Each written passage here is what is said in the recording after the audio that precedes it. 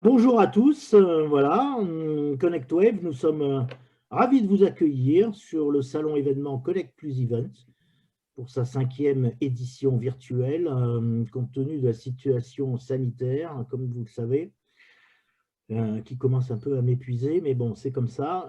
Voilà, nous avons donc préparé pour vous une série de 12 conférences et échanges autour de la RFID, de l'IoT, dans leurs usages en couvrant plusieurs secteurs, comme vous l'avez pu le voir dans le programme qui vous avait été transmis il y a quelques semaines.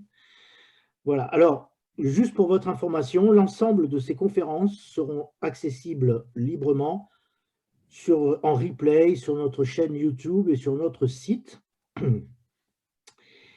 Et voilà, et donc ça c'est l'information principale.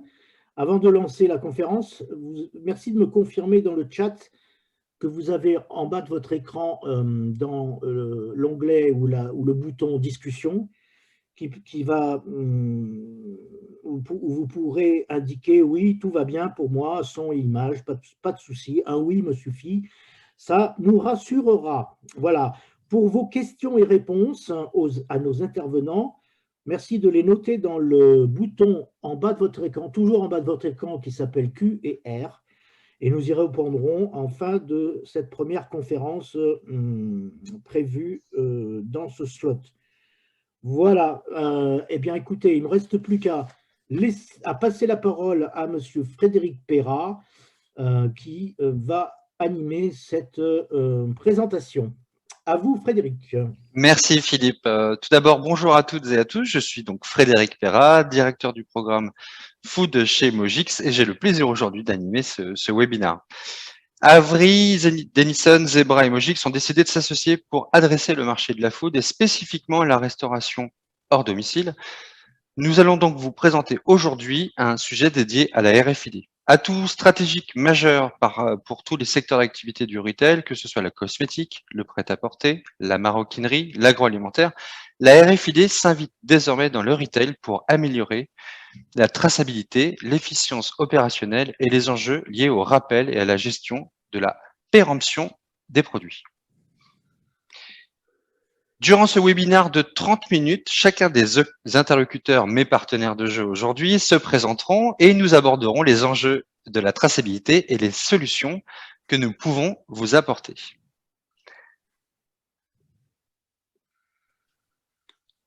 Le triptyque de la RFID, c'est une offre packagée, des étiquettes pour l'identification, des lecteurs pour capturer l'information et une solution de suivi et d'analyse de l'activité. Bonjour Benoît.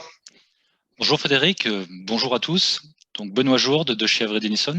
Je suis responsable marché au niveau Europe. Je remplace au pied levé mon collègue Karl Hatch, qui est un impératif personnel de dernière minute. Donc Avery Dennison, effectivement, est le point de départ de cette aventure, puisqu'on est fabricant d'étiquettes, étiquettes auto-adhésives, et notamment étiquettes RFID. Donc RFID veut dire des étiquettes pour l'identification par radiofréquence. Bonjour Ludovic.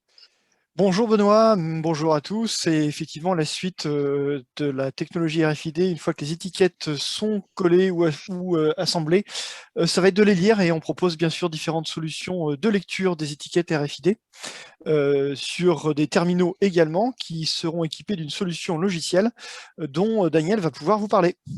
Merci Ludovic, donc enchanté, Daniel Douillard. Je suis Business Solution Architect au sein de Mojix et notamment en charge du secteur alimentaire. Donc, je vais avoir l'occasion de vous présenter donc, la solution logicielle de traçabilité de Mojix qui va venir exploiter donc, les technologies précitées par Ludovic et Benoît afin de tracer unitairement le cycle de vie des produits au travers de notre plateforme et de valoriser tout ceci au travers de scénarios spécifiques à l'environnement food. Des partenaires qui ont donc l'habitude de travailler ensemble, une technologie interopérable, le partage d'un écosystème, un savoir-faire expérimenté. Au travers du prisme des challenges de la restauration rapide, nous allons vous présenter les 3 approches afin de rendre plus concrets les bénéfices de la RFID. La supply chain, la sécurité sanitaire et les nouveaux comportements d'achat. Oui, et concernant la supply chain, il y a des spécificités qui sont bien particulières dans la restauration, notamment ce taux de rotation, le turnover, qui est très élevé au niveau des chauffeurs, de l'ordre de 94%. Ça veut dire une flotte de chauffeurs à renouveler tous les ans. C'est dire ce que ça signifie en termes de temps passé pour reconnaître des itinéraires, quand on a des itinéraires habituels, mais également des process métiers tels que les chargements, déchargements et tout ce qui englobe ce process opérationnel. Le coût de l'inventaire aussi est très élevé dans la restauration puisqu'il s'élève à 1 milliard d'euros sur l'Europe, sachant que l'inventaire est très présent dans la restauration puisqu'il y a des inventaires quotidiens qui sont obligatoires de manière réglementaire, d'autres qui sont à un rythme hebdomadaire et certains à un rythme mensuel. C'est effectivement quelque chose de très présent et qui gagnera à être fait plus rapidement grâce à la RFID. En termes de coût de rappel d'un produit, c'est effectivement quelque chose de très élevé aussi, puisqu'on est de l'ordre de plusieurs millions, autour de 8 millions d'euros pour le rappel d'un produit. Donc on voit vite comment cela peut plomber les comptes de l'entreprise. Il y a aussi des solutions qu'on verra pour pouvoir gagner sur ce plan. Il y a aussi une autre particularité qui est bien connue de tous les consommateurs, c'est la date d'expiration, la DLC, la date limite de consommation, qui impose dans la logistique et la supply chain une gestion FIFO, First Expiry, First Out, première date expirée à sortir en premier. On verra que dans le process, c'est pas toujours facile à faire et que la RFID peut aussi aider. Et puis, il y a quelque chose qui est également très original et peu connu en revanche, c'est cette contrefaçon du marché alimentaire qui est estimé à 42 milliards d'euros. C'est le 4e marché. Je pourrais citer comme produits contrefaits de façon les plus courantes qui sont le café et l'huile. L'huile d'olive, je pensais, pardon. Et puis, vous avez du coup, autour de cette supply chain, tous les aspects réglementaires dont Benoît va pouvoir vous parler. Donc l'aspect réglementaire et la sécurité sanitaire. Donc le point de départ, il est un petit peu difficile et presque inacceptable de nos jours, c'est la gâche, la perte. En France, simplement pour le marché français, par an, il y a à peu près 10 millions de tonnes de nourriture qui sont jetées en restauration. Ça correspond à peu près à 29 kilos par Français et lorsqu'on parle de sous, c'est plus de 16 milliards d'euros. Si on remet ça en pourcentage, c'est 14% des produits alimentaires qui sont jetés. Donc ce sont des chiffres qui sont colossaux, qui sont aussi plus gros que ce qui se passe à la maison. Donc la situation de nos jours n'est plus acceptable et le RFID peut clairement aider. Ne serait-ce penser à l'opérateur qui doit aller dans une chambre froide si cette dernière est bien garnie pour qu'il trouve les produits qui se rapprochent le plus par rapport au concept expliqué par Ludovic de FIFO, ça peut lui prendre de temps et puis il peut faire des erreurs. Donc le RFID peut vous donner une transparence totale sur vos inventaires et également où est-ce qu'ils sont présents. En plus, sachant qu'au niveau mondial, l'OMS précise qu'une personne sur 10 est victime d'une contamination alimentaire, avec le RFID, vous pouvez également avoir une gestion du cycle de température et enregistrer tout ce qui s'y passe. Donc prévenir ce genre d'événement. Ça ne s'arrête pas là. Pensez aux rappels. En 2019, il y avait plus de 400 rappels et on sait qu'en 2020, le chiffre a augmenté à cause des problèmes liés au sésame. Donc là aussi, si vous avez du RFID, vous savez précisément ce que vous avez envoyé dans le marché. Pas simplement le numéro de lot, mais précisément les unités qui sont parties à gauche et à droite. Donc très rapidement, vous pouvez faire un inventaire de où aller les chercher et les rapatrier. Pour finir, sur la réglementation, une grosse transformation s'approche dans la restauration, c'est l'arrêt des lave-vaisselle plastique à usage unique. Donc demain, ça va être une vaisselle qu'il va falloir réutiliser. Donc si vous utilisez du RFID, vous avez toujours les informations sur les inventaires et en plus le RFID, les étiquettes peuvent résister au cycle de lavage industriel qui des fois sont faits à l'extérieur. Donc, dès que vous parlez d'externalisation, il y a le risque de perdre et il y a le risque de ne plus avoir les bons inventaires. Donc, encore une fois, c'est quelque chose que le RFID va vous aider à résoudre. Donc, je passe la main maintenant pour le côté de l'attente des consommateurs. Alors justement, l'attente des consommateurs a évolué. Donc les comportements clients ont évolué durant ces dernières années avec une forte accélération dans cette période Covid. Donc, ces évolutions sont majoritairement relatives à de nouvelles attentes et s'expriment au travers de nouvelles exigences. Donc, l'impact écologique est devenu une préoccupation au travers du consommé local, des déchets générés, tels que la vaisselle jetable ou les emballages, comme l'a mentionné Benoît, mais aussi les déchets alimentaires générés. Donc, pour rebondir sur ce que disait Benoît, il y a une évolution du contexte normatif qui va dans ce sens, mais c'est aussi une question d'image pour votre marque. en quoi la marque accompagne ce souhait des consommateurs de voir globalement son empreinte carbone diminuer et les déchets diminuer aussi. Donc justement, le consommateur est devenu consommateur. Donc son smartphone est devenu le relais de ses actions, que ce soit pour identifier le Nutri-Score d'un produit ou sa composition, donc via des applications comme Yuka. Et quelque part, il a besoin d'une réassurance vis-à-vis du produit. Ou encore, un nouvel usage, c'est passer commande avec son produit, un nouvel usage dans un contexte de restauration. Je vais y revenir un peu plus tard. Donc vous aviez déjà amorcé une transformation pré-Covid, développant de nouveaux canaux comme le drive ou la livraison. Donc on retrouve aujourd'hui des acteurs comme Uber Eats, Deliveroo notamment. Le Covid a contribué à accélérer et à développer ces nouveaux usages. On a coutume de dire qu'en 3 mois, au début du Covid, on a vécu un développement qui aurait pris 3 à 5 ans en temps normal. Donc si je dois prendre un exemple, l'été dernier, les canaux drive et livraison ont connu chacun une croissance de 34%. Donc personnellement, moi j'ai migré vers une plateforme Deliveroo, par exemple. Donc je suis noyé dans ces 34%. Cela vous met face à de nouveaux challenges que nous avons déjà rencontrés sur le retail textile, donc à savoir honorer la promesse client. Je veux dire par là, un client passe une commande en ligne, un client se déplace potentiellement jusqu'à votre restaurant pour retirer sa commande, il s'attend à avoir une commande complète avec la liste exhaustive des produits qu'il a commandés.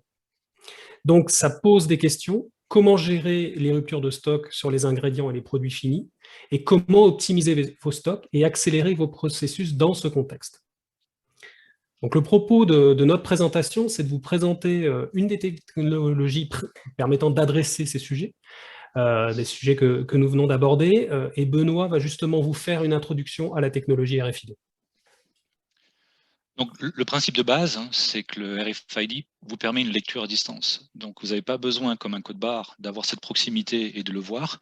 Le RFID, même si vous êtes en face d'objets qui ont été tagués et qui sont dans des caisses, vous pouvez tous les lire. Et vous pouvez surtout les lire en masse.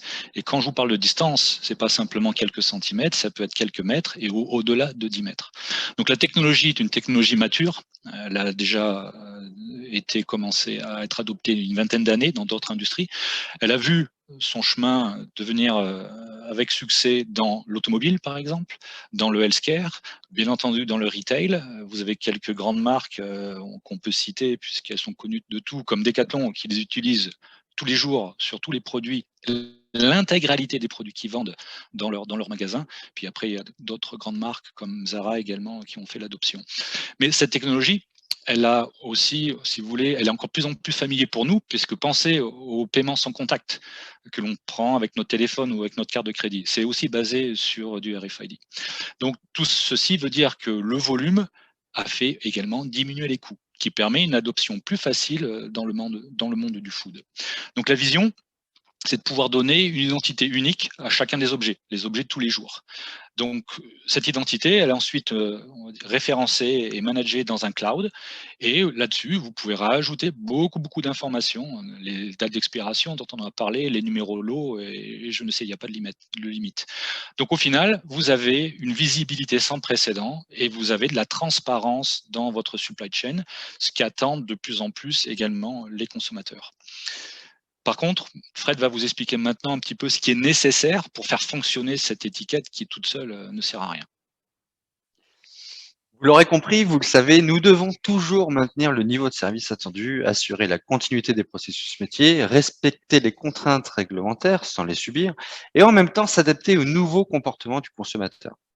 Abordons ensemble maintenant les éléments dont vous avez besoin pour mettre en place un projet RFID. Tout s'articule autour de 3 technologies.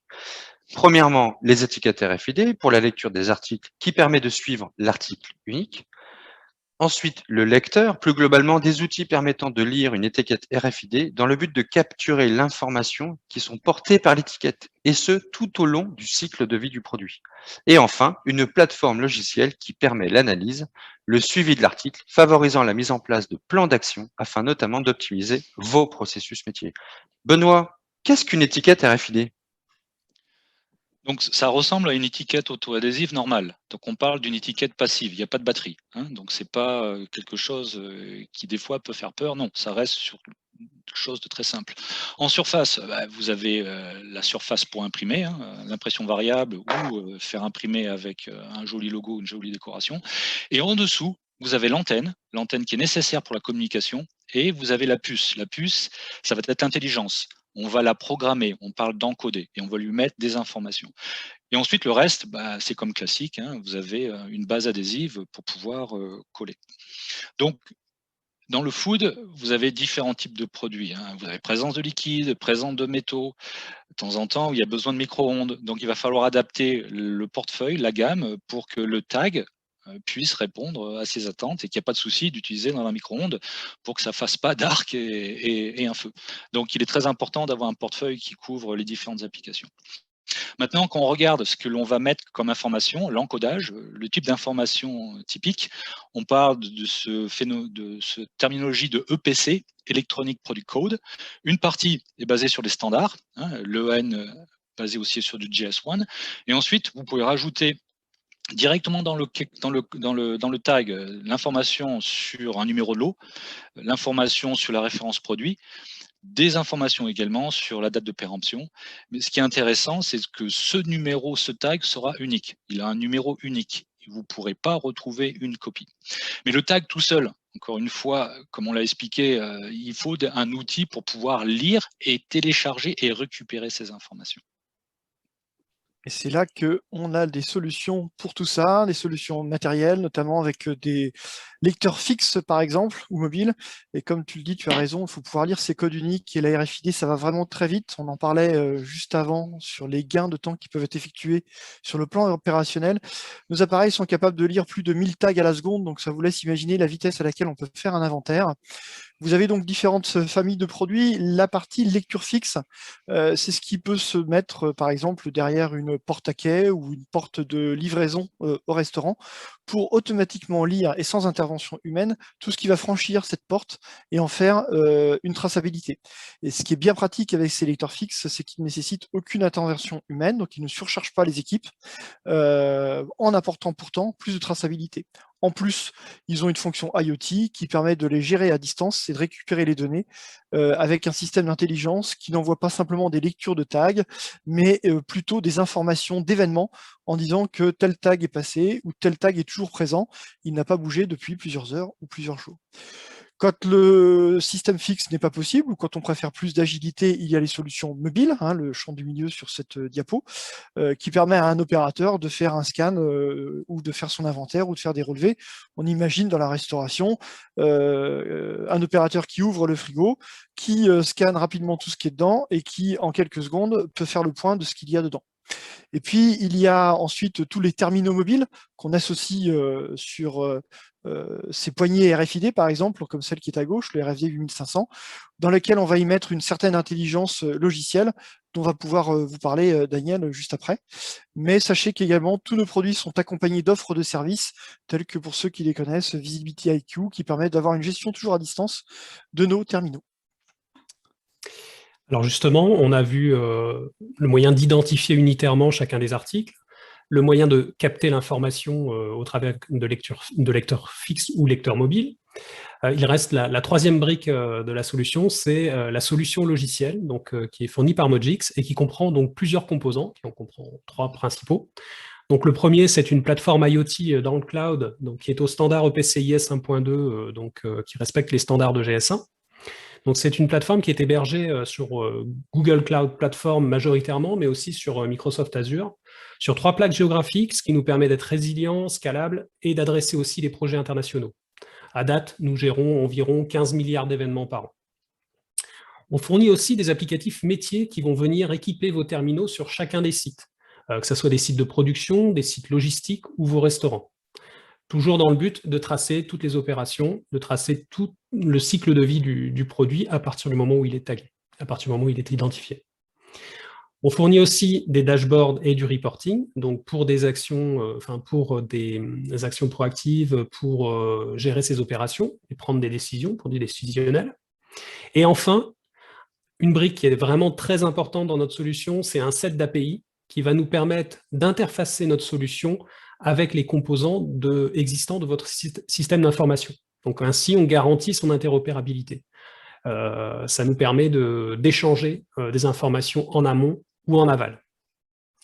Donc, pour revenir sur notre plateforme, vous voyez donc sur la partie gauche du dessin donc l'article, le produit, qui est identifié par un tag, qui va donc avoir un cycle de vie produit, et on va tracer chacune des étapes de ce cycle de vie du produit, donc le qui, le quand, le où, le pourquoi.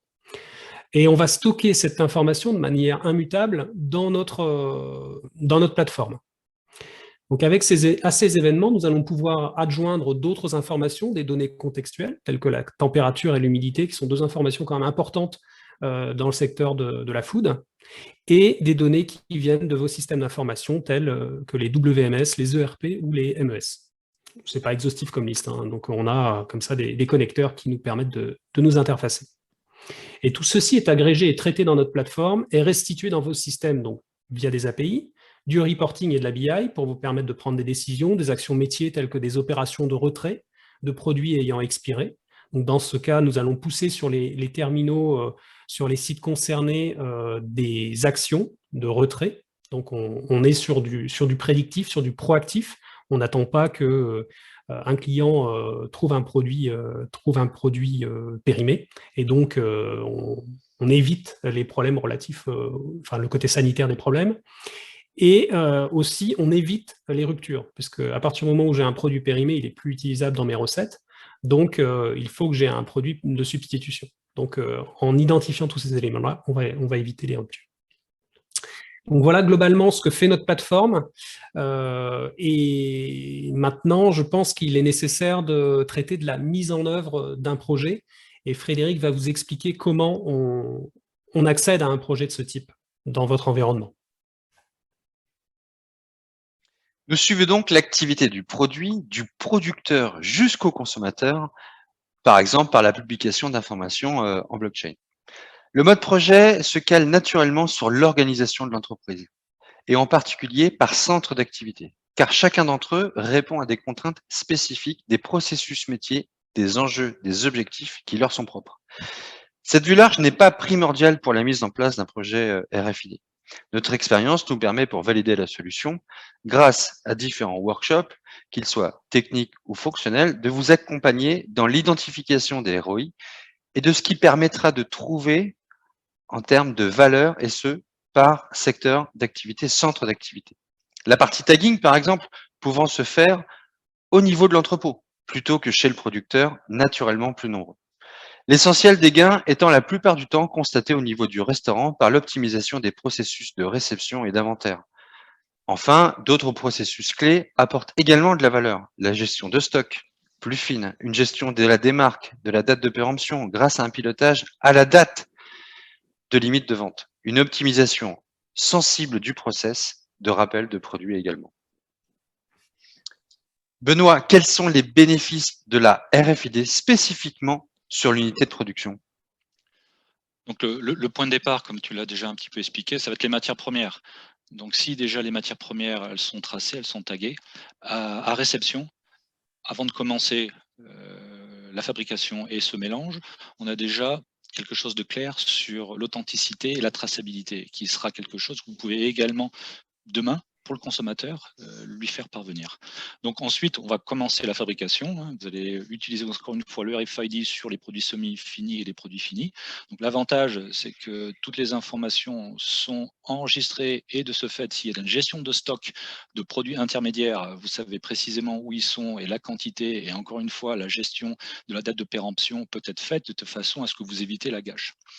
Donc, bon, l'inventaire du produit fini, on ne va pas revenir dessus, mais le point intéressant, c'est encore une fois par rapport à la qualité. Donc, on disait déjà les dates de péremption. On peut rajouter tout ce qui est transparence par rapport à la température. Mais encore, si, par exemple, vous avez un recall organisé, parce que vous êtes aperçu que vous aviez un problème par rapport à la pesée d'un ingrédient, je ne saurais pas, par exemple le sel. Et là, c'est parti totalement en live, le produit, il est presque plus mangeable. Si vous avez utilisé le produit RFID, vous savez précisément quelles ont été les unités qui sont passés pendant cette période où il y a une déviation. De ce fait, pour organiser le retour, ça va être bien plus rapide, systématique et ciblé, sans faire peur à tout le monde dans le marché, parce qu'il y a des produits qui sont presque plus mangeables qui sont partis. Donc ça, c'est un avantage très fort en termes de protection également de la marque. Au final, préparer les expéditions. Imaginez, vous devez faire un picking de différents produits dans une commande. Pour éviter les erreurs, le RFID va pouvoir vous confirmer que les bons produits ont été associés à la commande et elles ont été mises dans le bon camion. Et donc, dès que ça part, là, ça passe dans la distribution qui continue l'aventure. C'est ça, jusqu'au centre de distribution, alors qui sera soit interne pour les grandes chaînes de restauration ou des intermédiaires indépendants. On va beaucoup y gagner dans la réception et l'expédition, puisqu'on va éliminer tout ce qui est scan manuel ou individuel. On va pouvoir faire des audits à 100% des réceptions et des envois. Il faut savoir qu'on a des retours sur investissement, selon nos retours d'expérience, qui sont de l'ordre de 75 à 90% d'économie de main-d'œuvre pour cette partie réception et commande. Et puis, bien sûr, un contrôle qualité dont parlait Benoît juste avant, qui est plus rapide. En termes d'inventaire, c'est beaucoup plus précis, puisqu'on a une précision de l'ordre de 99%, en plus d'être rapide. Et on a cette fonctionnalité sonar qui permet de rechercher spécifiquement un produit dont la date d'expiration va par exemple bientôt être dépassée. En termes de rappel, toujours par la fonctionnalité sonar, on peut retrouver plus vite les produits pour faire tout ce qui est cette supply chain reverse et diminuer par ce biais de plus de 50% les frais de retour de produits.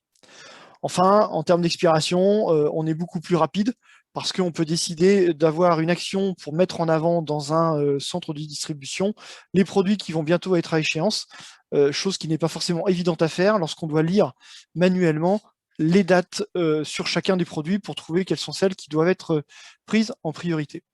Mais voyons pour continuer justement l'incidence jusque dans les restaurants avec Daniel. Merci. Donc, on commence à manquer de temps, donc je vais y aller rapidement.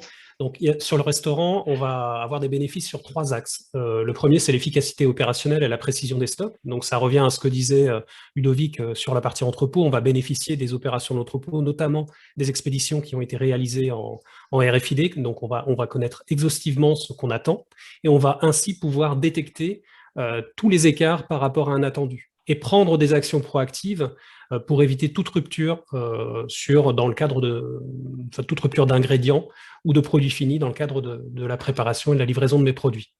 Ensuite, il y a tout l'aspect sanitaire, sécurité sanitaire qui va être géré, puisque là, on va être en mesure d'identifier très précisément les éléments à rappeler.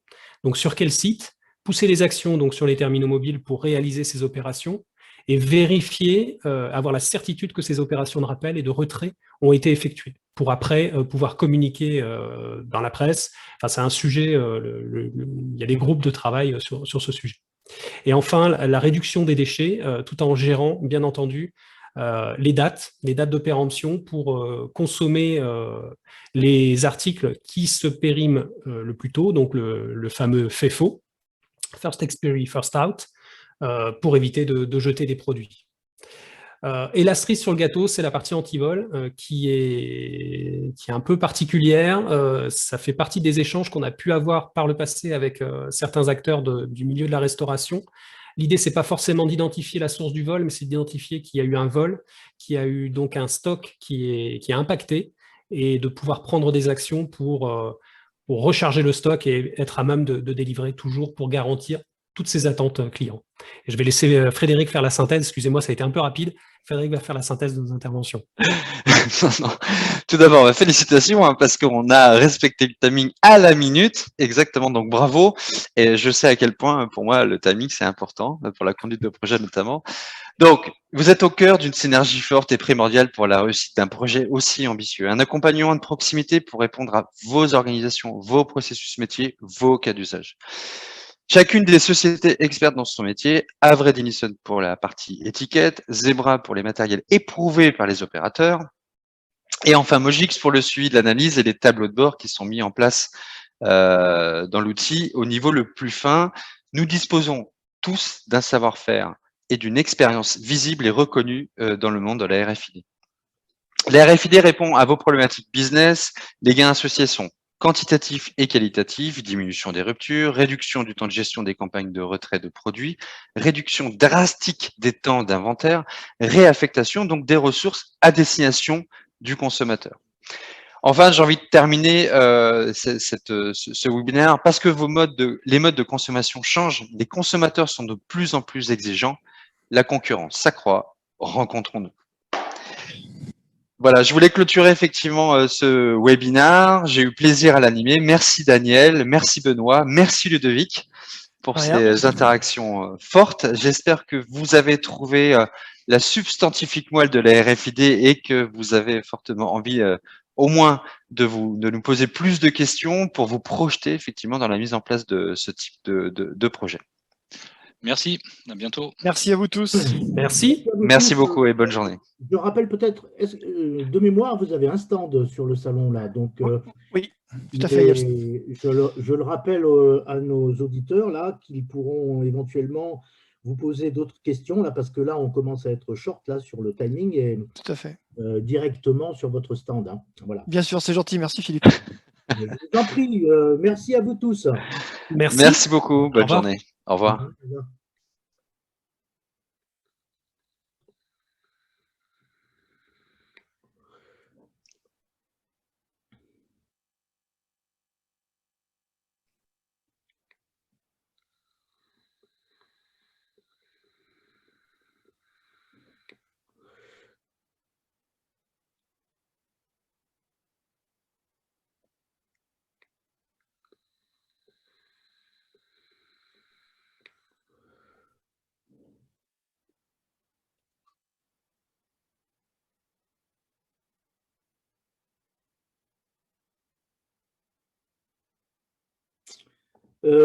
Bonjour Maxime.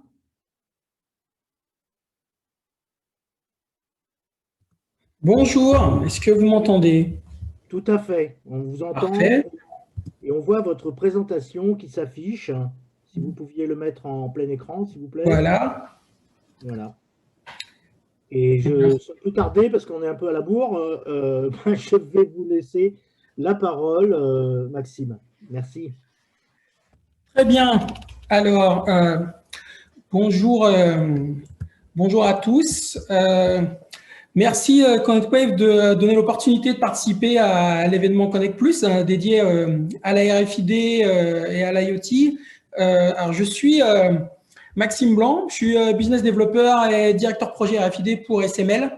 Donc, SML est une société internationale qui a été créée à Hong Kong il y a plus d'une vingtaine d'années et qui opère sur le marché de la RFID à l'article pour les cas d'usage retail. Donc aujourd'hui, je vais vous parler un peu de ce que nous, SML, avons vu sur le marché ces 15 dernières années dans le secteur du retail, c'est-à-dire vraiment pré- et post-Covid, et spécialement sur l'accélération du click and collect, c'est-à-dire le fait, ici, le click and collect qui est appelé BOPIS dans le monde anglo-saxon pour Buy Online, Pick Up in Store, mais au final, ça recouvre le même concept. Alors,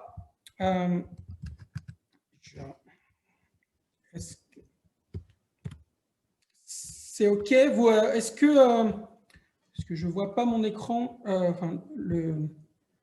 vous pouvez me confirmer qu'on est bien sur la slide SML? Oui, tout à fait, Maxime. OK, d'accord. Alors, donc,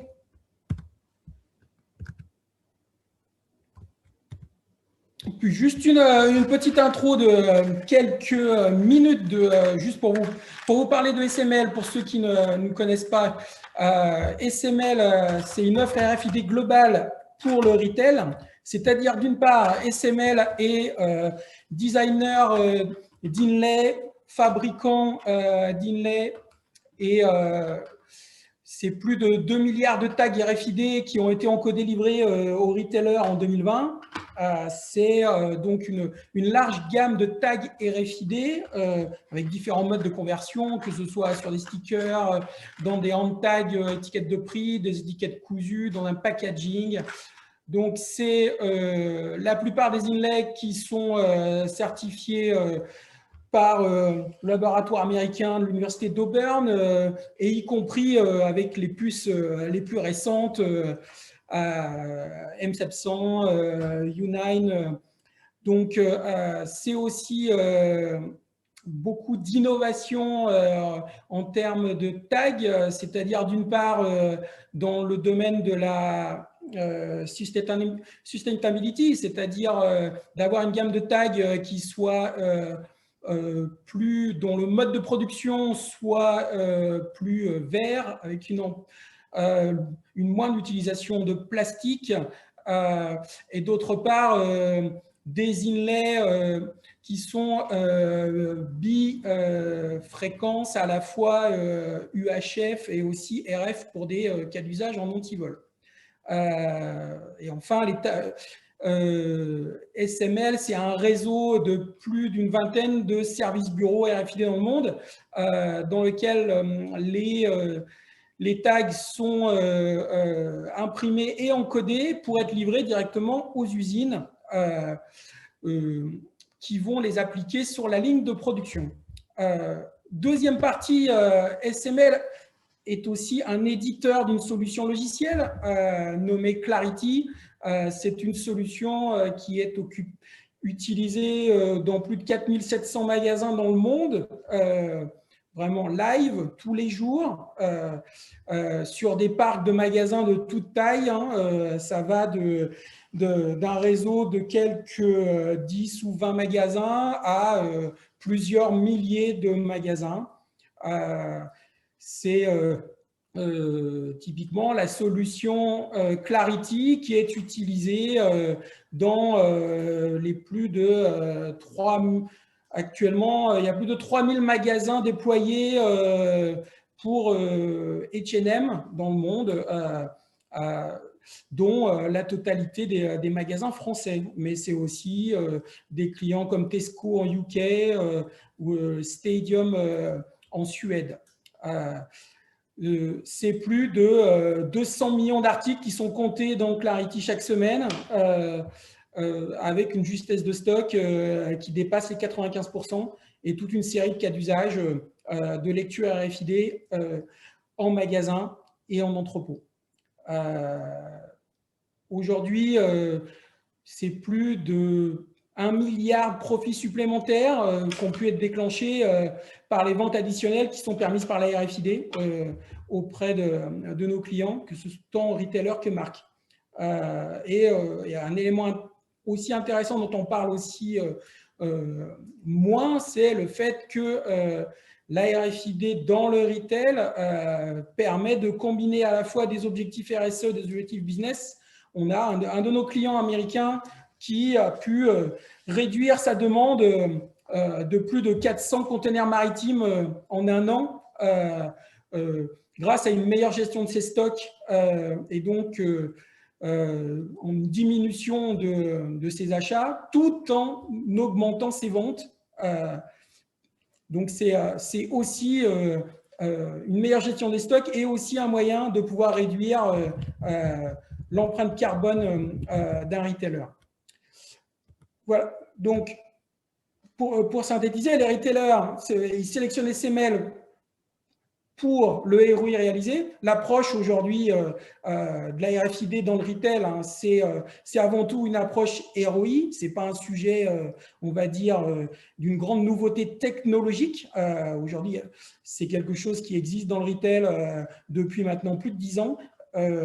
Donc, le débat, il est plus technologique. Il est avant tout sur le ROI que la RFID va permettre d'atteindre.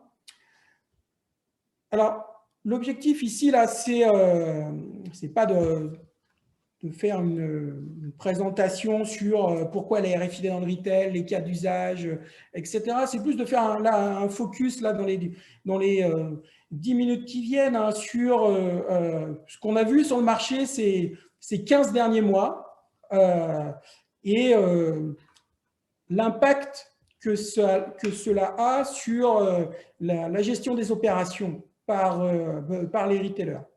Donc, qu'est-ce qu'est-ce qu'on a vu? Bon, la crise sanitaire a impacté chaque maillon de la chaîne supply des retailers, c'est-à-dire de l'usine à l'entrepôt au magasin.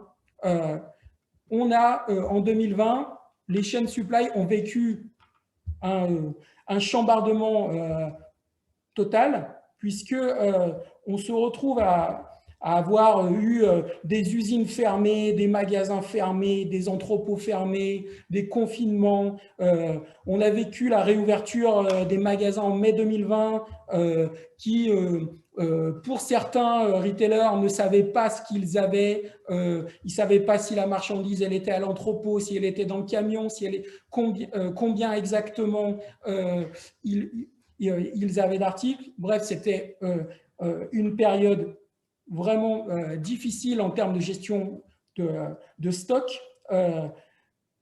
On peut dire que ce qu'on a vu durant cette période, c'est un pipe de près de 3 milliards d'articles par mois, c'est-à-dire ce qui représente le volume de marchandises non alimentaires, textiles, équipements de la maison, pour l'Europe et les US. Ce pipe-là s'est retrouvé totalement désorganisé avec du stop and go, des stocks accumulés en entrepôt depuis février 2020, les réouvertures des magasins, les décalages de saison qui faisaient que du stock d'hiver se retrouvait accumulé et les retailers ont dû décider comment ils allaient gérer ce stock.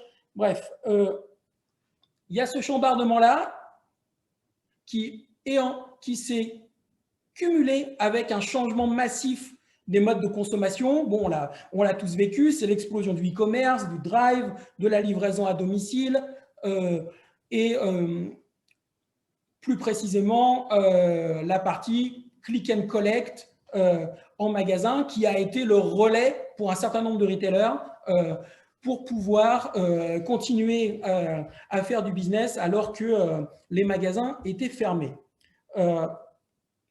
Donc là, juste faire finalement quelques observations de marché pour chacun de ces éléments de la chaîne supply. Bon, commençons par la partie opération en usine. Nous, qu'est-ce qu'on a vu? Pré-Covid, qu'est-ce qu'on avait? On a peu d'intérêt, de motivation pour intégrer la lecture RFID à l'article pour mesurer et améliorer la qualité d'expédition en usine. C'est-à-dire que clairement, aujourd'hui, des articles étiquetés RFID, le tagage se fait à la source. Clairement, l'usine, pour elle, il n'y a pas tellement de changement de process puisque elle reçoit des étiquettes qui sont déjà encodées et son job se limite à les appliquer sur les articles. Par contre, il n'y avait pas tellement de pression de la part des clients en aval pour pouvoir pousser l'usine à utiliser la lecture RFID pour pouvoir contrôler sa qualité d'expédition et de pouvoir obtenir une image une captation de données claires sur quels articles ont été expédiés, à quel moment, en quelle quantité, pour quelle référence taille couleur. Bon, et tout simplement parce que les retailers n'étaient pas en mesure de la mesurer. C'est-à-dire que la qualité d'expédition usine en réception entrepôt, elle est sans lecture RFID, il n'y avait pas de possibilité de pouvoir identifier les éventuels écarts. Alors, après ce qu'on a vu pendant toute l'année 2020 et depuis le début 2021, c'est côté usine, c'est la prise de conscience que les process et les technologies basées sur des lectures de code à barre, c'est-à-dire vraiment au SKU, ne pourront pas supporter les exigences des clients en aval. Il y a un besoin de traçabilité, il y a un besoin de qualité d'expédition qui est beaucoup plus important. Et donc, nous, ce qu'on voit, c'est des projets en usine qui sont destinés à permettre une parfaite visibilité du stock tout au long de la chaîne. C'est-à-dire des usines qui, jusqu'à présent, sont des sous-traitants de grandes marques textiles qui ne faisaient qu'appliquer un tag RFID et qui maintenant s'équipent de solutions de lecture pour pouvoir capter l'information et ensuite la diffuser à leurs clients en aval. Et donc, tout cela pour permettre des process plus efficaces, c'est-à-dire de la vérification de packing, la vérification de shipment, et non pas des vérifications comme cela peut être fait, on va dire, par échantillonnage, mais des vérifications à 100%. Et sur la partie entrepôt, on a des choses, on va dire, qui sont très similaires qu'à l'usine.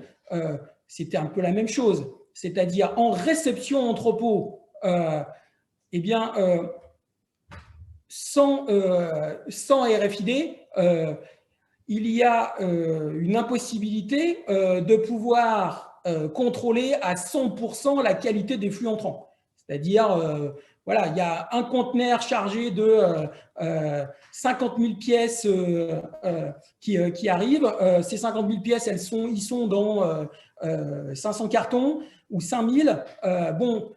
La seule vérification qui est faite en entrée entrepôt, c'est de compter les 5000 cartons mais en aucun cas d'aller ouvrir chacun des cartons un par un pour aller compter s'il y en a bien 10 dedans.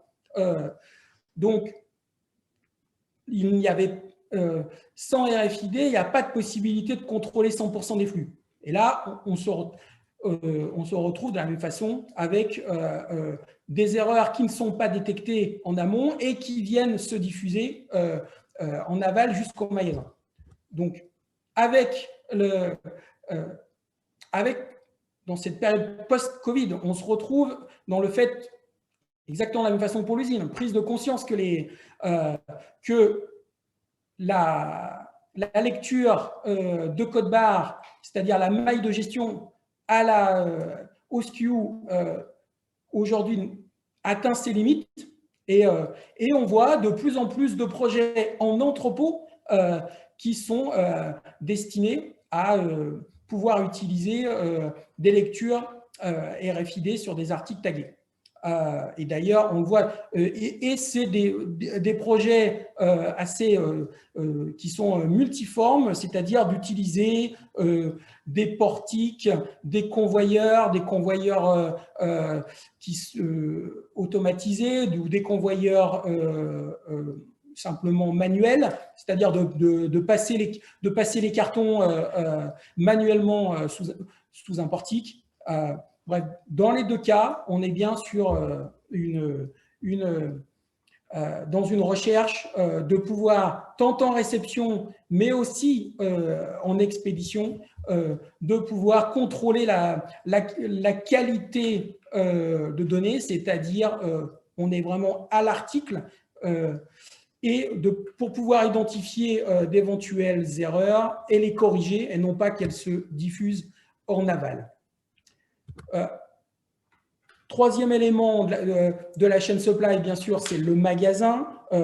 C'est là que le ROI de la RFID est le plus important. Avant Covid, on a encore aujourd'hui 90% des retailers sur la partie de produits, d'équipement de la personne, vêtements, chaussures, linge de maison, décoration de la maison. Il y a encore 90% des retailers qui sont toujours dépendants d'un inventaire manuel au code barre. En clair, ça signifie que la justesse de stock à l'article est rarement supérieure à 90%. Bien sûr, avec les limites qui sont connues, qui sont que ces 70% de justesse à l'article, ils sont dus au fait qu'un inventaire manuel, l'erreur humaine de comptage fait qu'il ne peut pas être juste à 100%, il est à 94 au mieux, et qu'en plus, un stock se dégrade mécaniquement de plus ou moins 3% par mois. Donc, de fait, sans comptage RFID régulier, le stock qui permet d'identifier les écarts et de les corriger, le stock se dégrade mécaniquement. La situation ici était que l'amélioration de la justesse de stock n'était pas toujours considérée comme décisive par certains dirigeants retail, tout simplement parce qu'elle est bien souvent pas mesurée. Donc, on a la situation qui a été vécue pendant le Covid, c'est-à-dire un basculement vers des opérations click and collect, a mené à mettre en lumière des taux d'annulation qui pouvaient aller jusqu'à 30%. Et la situation pré-Covid aussi, c'était des commandes e-commerce qui étaient majoritairement expédiées d'un entrepôt, souvent dédié, et la partie vraiment click and collect ou ship from store était bien souvent soit pas en place du tout, soit en place, mais avec des process finalement extrêmement manuels et peu industrialisés, peu automatisés.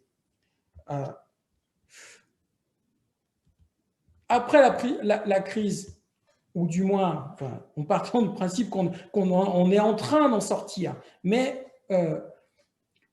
qu'est-ce que ça a permis de montrer?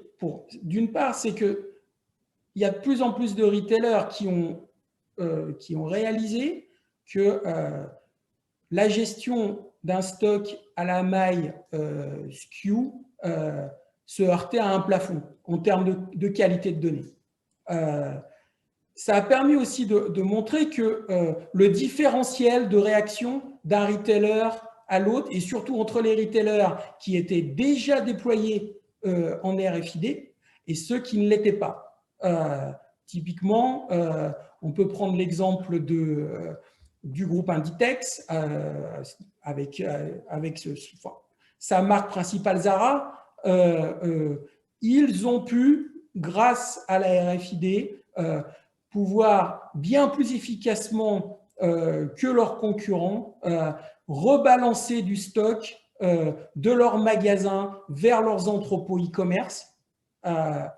Et ça, c'est quelque chose qui a été permis par le fait qu'ils avaient déjà mis en place la RFID dans leurs magasins. Et donc, ils ont pu être beaucoup plus réactifs dans leur capacité à pouvoir bouger du stock. Déjà, pour pouvoir bouger du stock, il faut savoir, faut le connaître précisément, quelle référence, taille, couleur et à quel endroit, dans quel magasin, avec un degré de précision élevé. Et en plus, et une fois qu'on a cette information-là, Zara a pu prendre de meilleures décisions d'allocation. On parlait du click and collect, ça a permis surtout de pouvoir accélérer l'utilisation de la RFID pour les retailers qui l'avaient déjà mis en place, mais qui ne l'utilisaient pas forcément pour ce cas d'usage-là. Nous, ce qu'on a vu clairement, c'est que 100% de nos clients utilisent la RFID pour exécuter les opérations click and collect en magasin. Et donc, c'était pour passer à des taux d'annulation qui approchent de 0. Et là, c'est vraiment une différence énorme et un avantage compétitif énorme qu'ont pu avoir les retailers qui avaient déjà déployé la RFID et qui l'ont utilisé pour gérer leur opération click and collect. Parce que entre d'avoir des taux d'annulation à 2 chiffres avec la perte de business d'une part, et en plus la perte d'image. Voilà, on est tous clients. Un client, il fait la démarche d'aller sur le web, de commander un produit, de se déplacer en magasin. Il arrive et on lui dit « Désolé, on ne l'a pas trouvé ». Commercialement et en termes d'image, c'est quelque chose qui est extrêmement négatif. Donc, cela a permis de mettre le projecteur sur le fait que la RFID permet d'avoir, je dirais, un double effet positif. Le premier effet positif, c'est que le stock est juste à plus de 98%. Et c'est ce stock-là qui est exposé sur le site web. Donc, quand le client il consulte sur le site web l'article qu'il souhaite, qu'on lui indique il y en a 3 ou 2 dans le magasin près de chez vous, en conséquence, vous pouvez l'acheter et aller le chercher dans 1 heure, eh bien, déjà là, le taux d'annulation est beaucoup plus faible qu'un même retailer qui n'a que 70% de justesse de stock et qui se retrouve à exposer sur le web des valeurs qui sont fausses et donc potentiellement à faire que le produit, on le vend à un client et au final, il n'y est pas dans le magasin.